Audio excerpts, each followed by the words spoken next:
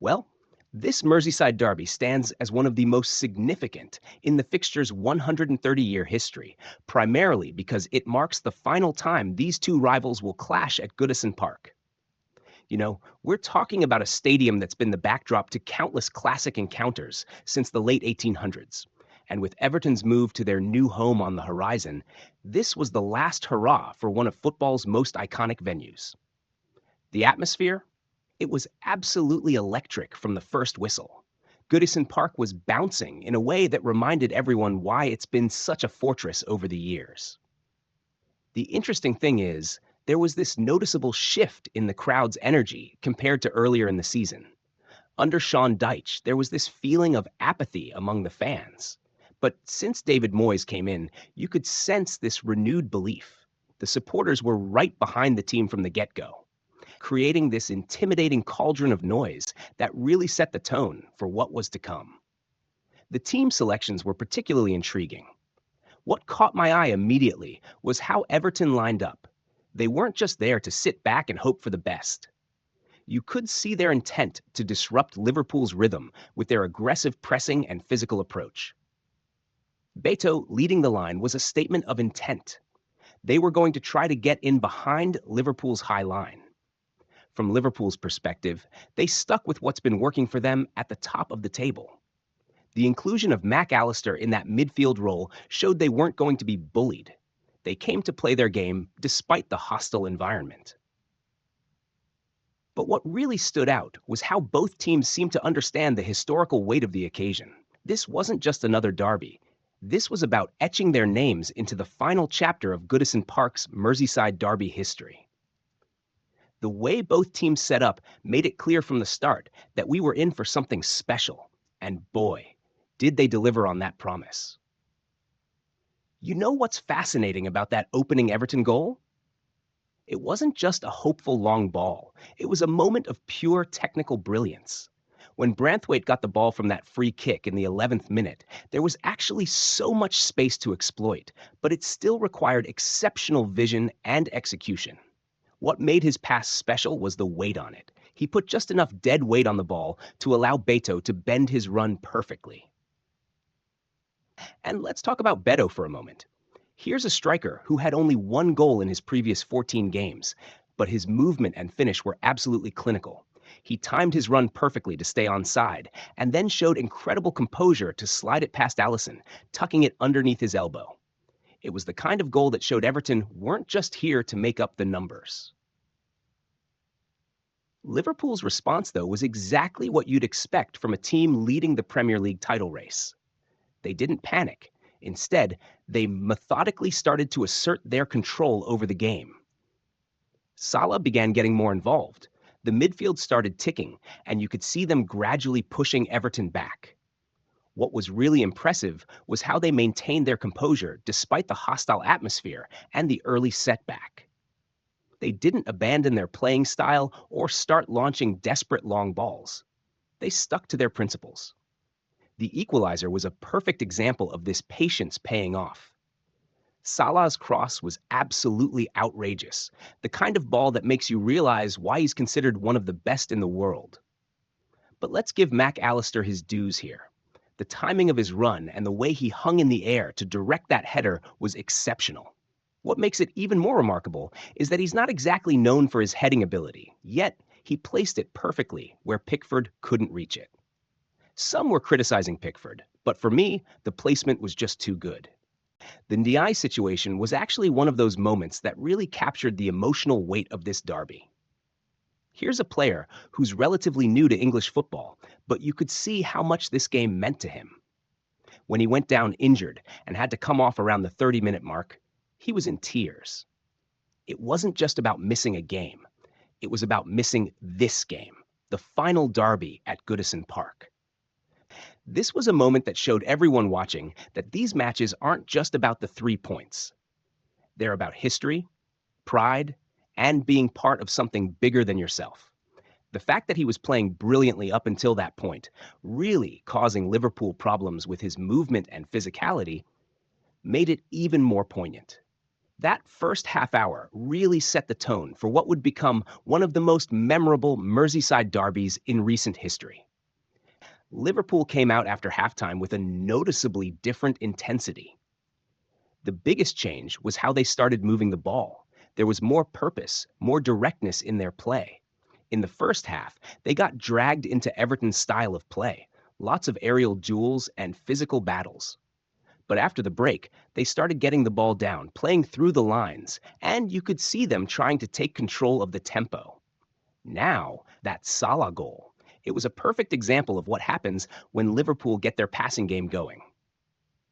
The build-up started with Curtis Jones getting a shot off, and when it was saved, Salah showed why he's one of the best in the world. His positioning was perfect, and his finish was clinical. The goal really highlighted why Salah's having such an incredible season. We're talking about a player with nearly 45 goal contributions already. The goal felt like a turning point, putting Liverpool 2-1 up and seemingly in control of both the game and their title destiny. When Liverpool got that lead, they initially did everything right. They were controlling possession, taking the sting out of the game, and forcing Everton to chase shadows. Mac Allister was particularly impressive during this period, always showing for the ball and helping maintain that control.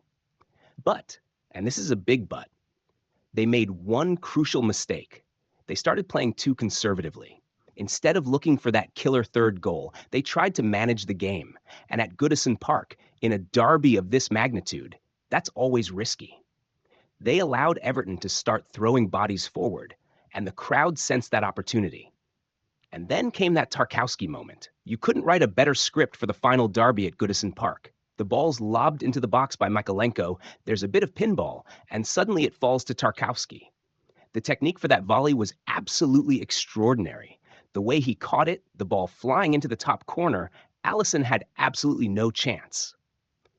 But what made this moment even more dramatic was the context. This wasn't just a last-minute equalizer in a derby. This was the last goal Everton would ever score against Liverpool at Goodison Park.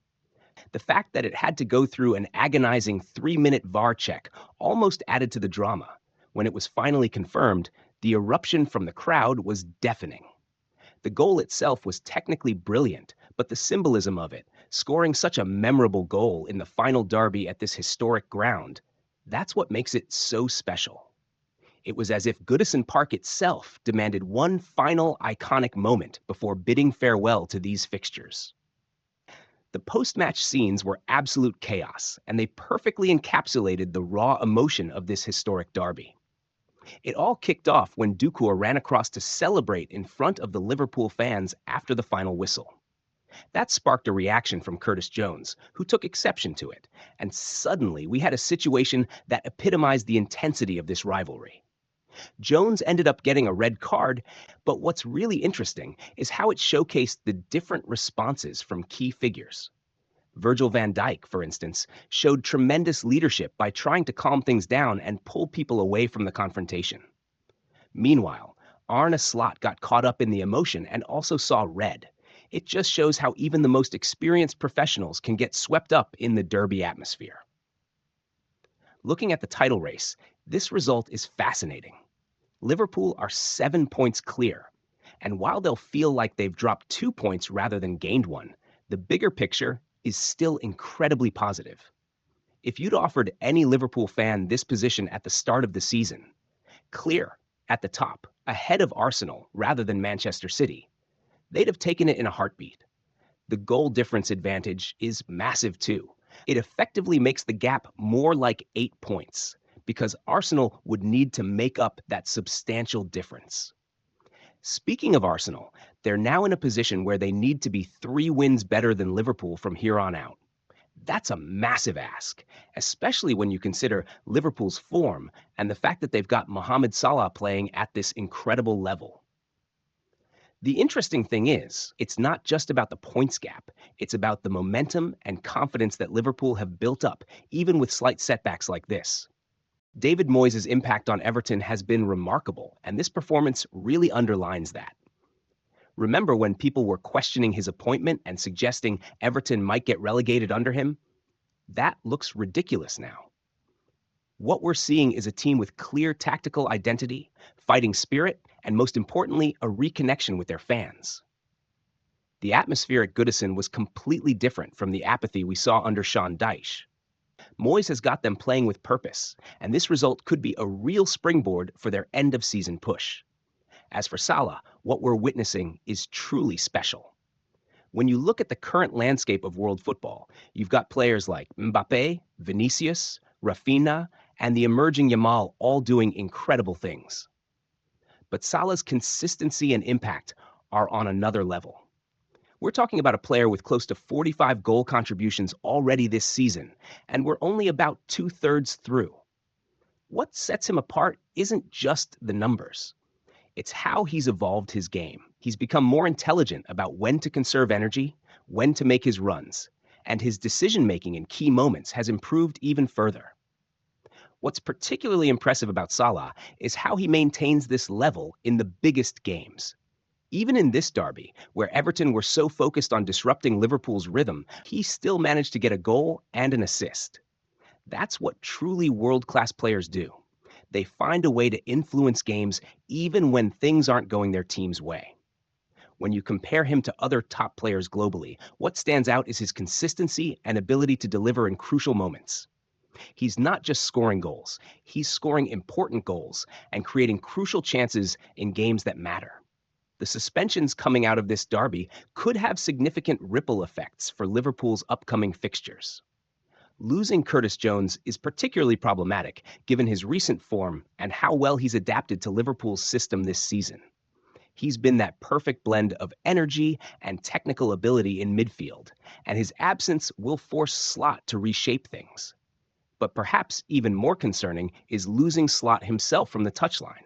We've seen throughout his tenure how much tactical adjustments he brings from the technical area, especially in those crucial moments when games need to be turned.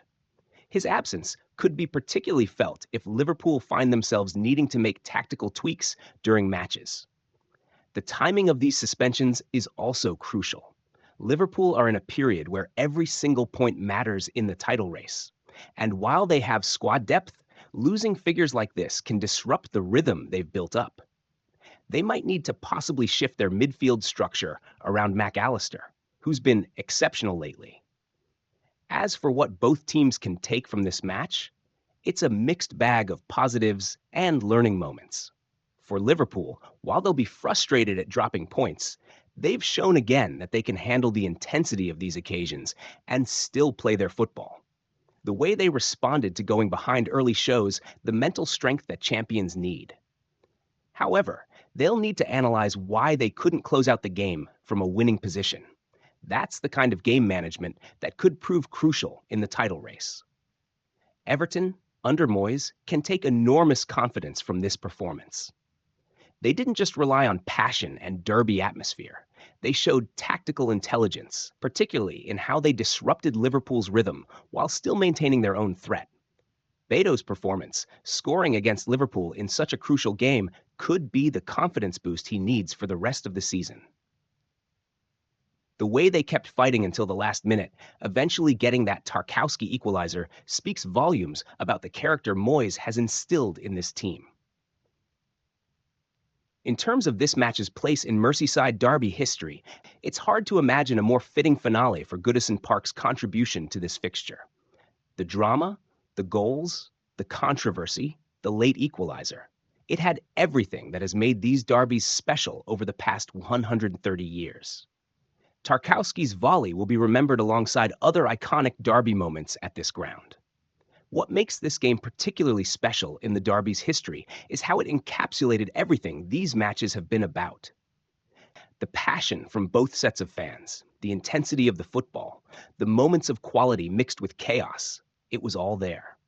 The fact that it ended in a draw almost feels poetic, as if Goodison Park itself wasn't ready to let either team have the final word. The 3-minute VAR check for Tarkowski's goal, while frustrating for the purists, actually added to the drama in its own way. It created this moment of suspended animation where history hung in the balance. When the goal was finally confirmed, the explosion of joy from the Everton fans was probably even more intense than it would have been without the wait. It was like a pressure cooker being released. Ultimately, this match will be remembered not just for the result or the individual moments, but for what it represented: the end of an era in English football. Goodison Park has been more than just a stadium for these derbies. It's been a character in their story. The fact that it got such a memorable send-off feels right. Future generations will look back at this game and see it as a perfect encapsulation of what made Merseyside derbies at Goodison so special: the atmosphere, the drama, and most importantly, the sheer unpredictability that has made this fixture one of English football's greatest rivalries. This has been Across the Pitch, over and out.